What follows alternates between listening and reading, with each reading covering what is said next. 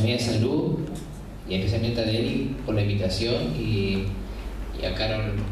Torres, que está por ahí, que es una afrodescendiente, unas pocas afrodescendientes mujeres que trabajan en el organismo público, y eso es importante para nosotros valorarlo. Mi ponencia tiene relación con, se llama Racismo y Sexualidad en Población Afrodescendiente. Es una reflexión desde la historia, una discusión desde la historia,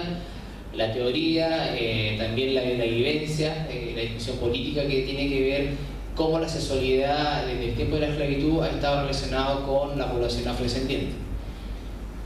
Dice, poder comprender sobre los diversos estigmas y estereotipos que se tienen desde la sexualidad hacia la población afrodescendiente, especialmente hacia la mujer, se hace necesario primero poder comprender algunos conceptos académicos e históricos que nos ayuden en esta ponencia a comprender y ser crítico y reflexivo sobre el por qué y el cómo se llegó a esta situación.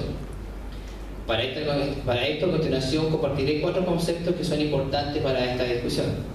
Primero, el afrodescendiente, racismo estructural y sexualidad. El concepto afrodescendiente nace en la Conferencia Continental contra el Racismo, la Xenofobia y toda forma con esa de intolerancia, realizada en Santiago de Chile en el año 2000, y que luego se consagra y se afirma en la Conferencia Mundial al año siguiente en Durban, Sudáfrica. Este concepto refiere a los pueblos de origen africano que fueron traídos como esclavos durante la colonia para sustituir la mano de obra de los pueblos indígenas exterminados en América.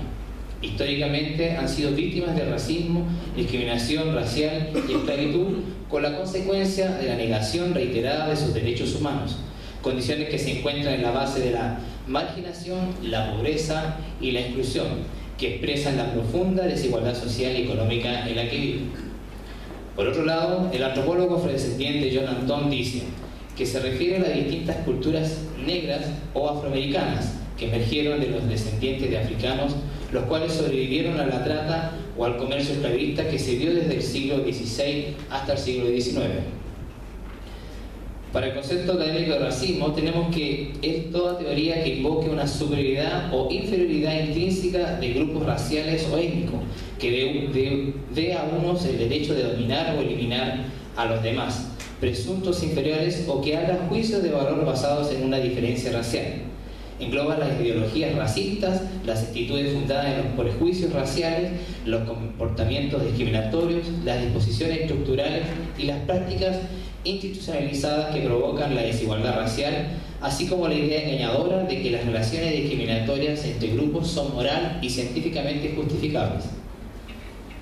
La Declaración sobre Raza y los Prejuicios Raciales en el artículo 2 dice que recibe este calificativo cualquier actitud o manifestación académica, política o cotidiana que suponga afirmar o reconocer de forma explícita o implícita tanto la inferioridad de algunos colectivos étnicos como la superioridad del colectivo propio.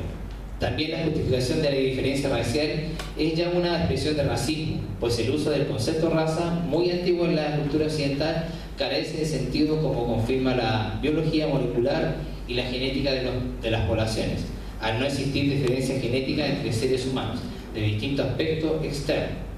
siendo más adecuado hablar de pueblo o etnia.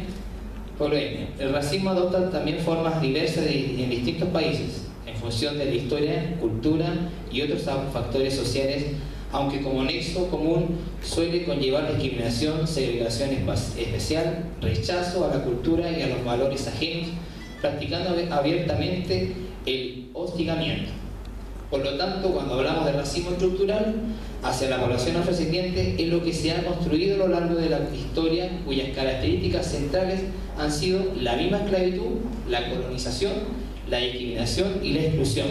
privándolos de todos sus derechos humanos, en particular de los derechos económicos, sociales y culturales. En síntesis, el racismo estructural es lo que los y las afrodescendientes luchan. Se refiere a que en el momento que se construyen las repúblicas, tanto los indígenas como afrodescendientes quedan excluidos, o más bien ubicados en lo más bajo de la pirámide social de cada estado, negando así las identidades étnicas y raciales existentes en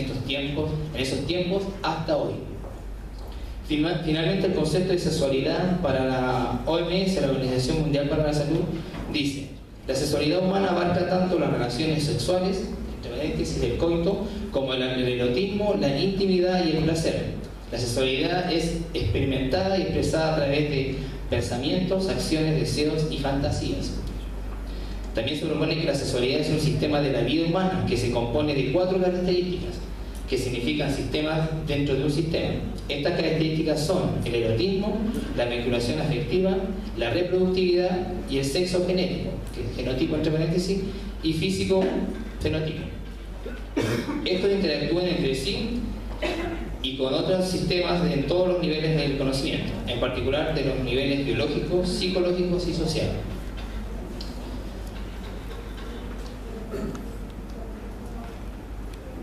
Ya socializado estos conceptos, quiero irme a la historia de nuestros ancestros que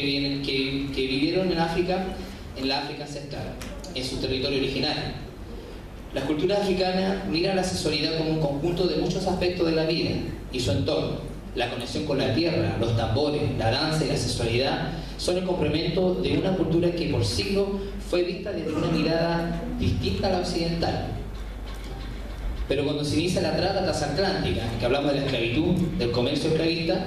la historia empieza a cambiar para ellos y ellas, donde hombres y mujeres son mirados y definidos como objetos comerciales, como animales o como seres inhumanos, siendo la mujer a la cual fue más perjudicada y desfavorable, puesto que no solo tomaba el rol de esclava para la producción económica de las diversas explotaciones mineras, agrícolas y domésticas, sino que a todo esto se sumaba a la explotación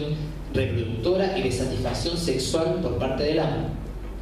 En la sociedad jerárquica de aquellos tiempos coexistieron 2 conceptos de mujer.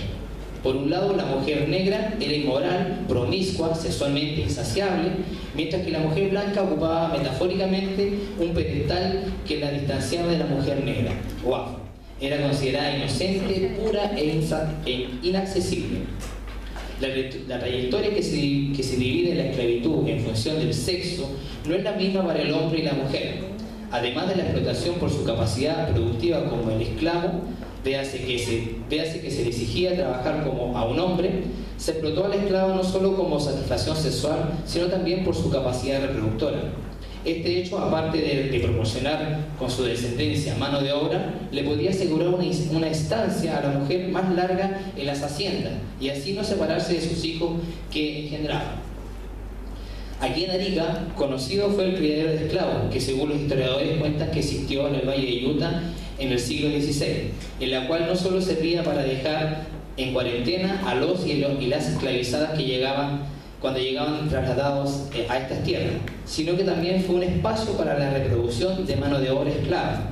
Este consistía en encerrar al hombre más saludable, al hombre esclavo africano más saludable y fuerte, con mujeres afroesclavas de la misma forma física y saludablemente en perfecto estado, para que tuvieran relaciones sexuales y así poder tener mano de obra esclava barata, en el entendido que en esos tiempos, en la colonia, el valor de un esclavo era bastante alto. Para el hombre africano esclavizado y su descendiente, si bien no tuvo la misma suerte que la mujer, también fue uso de su potencialidad sexual para ser de alguna forma obligado a reproducirse con las mujeres esclavas. Del mismo modo, existen documentos históricos en menor escala, en comparación a la mujer afro, en la cual la ama o la esposa del amo de la hacienda obligaba al hombre negro a tener relaciones sexuales con ella. De ahí podemos mencionar cómo el hombre de las tribus africanas mandinga se destacaron por su condición y estado físico que tenían. Como nos damos cuenta, la sexualidad de los hombres y mujeres africanas, esclavos y sus descendientes estuvieron históricamente relacionados con aspectos sociopolíticos, económicos y culturales, puesto que a partir de ahí, desde sus cuerpos y sexualidad, se construyó gran parte de lo que es hoy América. En consecuencia, podemos decir que cuando se habla de sexualidad para los y las afrodescendientes, lo debemos relacionar directamente con sufrimiento y explotación. En el caso específico de la mujer afro, podemos mencionar lo que Psy Campbell, líder afrocostarricense, nos dice, que se muestra claramente como las concepciones de su sexualidad engloban los aspectos sociales, culturales, económicos y políticos del patriarcado y del racismo estructural existente en aquellos tiempos. Debido a ese racismo estructural, Campbell nos dice que fue así como hombres y mujeres afrodescendientes fuimos calificados hasta hoy como insaciables, sexuales, calientes y dadoras y dadores de placer, Se concibe su sexualidad como instintiva, despojada de toda humanidad. Incluso los estereotipos sobre sus cuerpos y sexualidad contribuyen a reforzar otros estereotipos que minimizan la capacidad intelectual y racional que tenemos los y las afrodescendientes. Todo esto podemos concluir que la esclavitud y el racismo no es solo la única causa y efecto de nuestro flagelo, sino que también podemos decir que la esclavitud y el sexismo es una causa y efecto de todo este proceso que generó la trata transatlántica de africanos y africanas esclavizadas. Hoy somos herederos y herederas de diversos estereotipos que nos perjudican, especialmente cuando hablamos de una población, en términos generales, vulnerada y excluida dentro de nuestros países. Esta situación social y económica en la que nos encontramos genera que se refuerce más dichos estereotipos, como si esta fuera la única alternativa de crecer o salir de la pobreza, siendo la prostitución y todo el entorno que conlleva este tipo de trabajo la que constantemente está en riesgo tanto física como de salud. Si analizamos la situación a nivel local, si bien nuestra población afrodescendiente actual no tiene tan fuerte marcada los rasgos fenotípicos y físicos que caracterizan a nuestra cultura afro, podemos decir que de igual forma, claro que en menor nivel, sobre el estigma y el estereotipo que se nos hace en términos de la sexualidad. La mujer afrodescendiente, en especial las jóvenes, están en constante exposición sobre esta situación, donde el hombre y la sociedad en general los tratan como un objeto sexual, en todas las dimensiones las que componen la sexualidad. Por otro lado, hoy en día vemos en Chile la migración étnica, que ha ido aumentando considerablemente, siendo la afromigración una de las más notorias, especialmente de mayor a menor cantidad poblacional, las y los afrocolombianas, afroperuanas, afroecuatorianas y afrocentroamericanas y caribeños, que dentro de los caribeños en Santiago hay un alto índice de la población afrohaitiana. Esta nueva migración de la diáspora africana tiene particularidades tales como la edad, donde jóvenes son en su mayoría los que ingresan a este país, de género, en la cual en su mayoría son mujeres las que ingresan, incluso muchas de ellas son madres que dejan a sus hijos en sus países de origen. Y por último, su condición socioeconómica, de escasos recursos, que hace la necesidad de buscar nuevos rumbos para poder mantener y educar a sus familias en sus países de origen. Esta población afrodescendiente migrante que ha ingresado a nuestro país en términos fenotípicos y de pigmentación de la piel son mucho más notorios. Esta notoriedad ha provocado un marcado sexismo hacia las mujeres y hombres afrodescendientes, donde muchas, en el caso de la mujer, tienen más ofertas laborales en espacios de nightclub, café con piernas, bailarinas, prostitución o a lo más de promotora. En el caso del hombre afrodescendiente, muchos de ellos, al ver que los ingresos económicos que se adquieren de este tipo de trabajo son altos, se transforman en chaperones, supuestamente protegiendo a la mujer, acrecentando malos estigmas y estereotipos y el sexismo racial hacia las mujeres afro. Toda esta situación es un tema que se debe poner en discusión. Cuando las organizaciones afrodescendientes discuten la necesidad de buscar el reconocimiento aquí en Chile hacia nuestro pueblo afrodescendiente, se hace necesario comprender que el racismo estructural que uno lucha tiene sus raíces desde tiempos coloniales y que es muy difícil derribarlo de un día para otro. Es la reflexión que los organismos públicos deben tomar en cuenta de una población que visiblemente está aquí en Chile, desde que esta tierra era colonia, luego República Peruana y hoy Chile. Como dice un amigo mío, Romero Rodríguez, un líder internacional afro-uruguayo, por favor, no hay personas más visibles que un negro. El riesgo de adquirir diversas enfermedades de transmisión sexual por parte de nuestra población, sin duda está mucho más en riesgo que en comparación a cualquier grupo étnico y no étnico.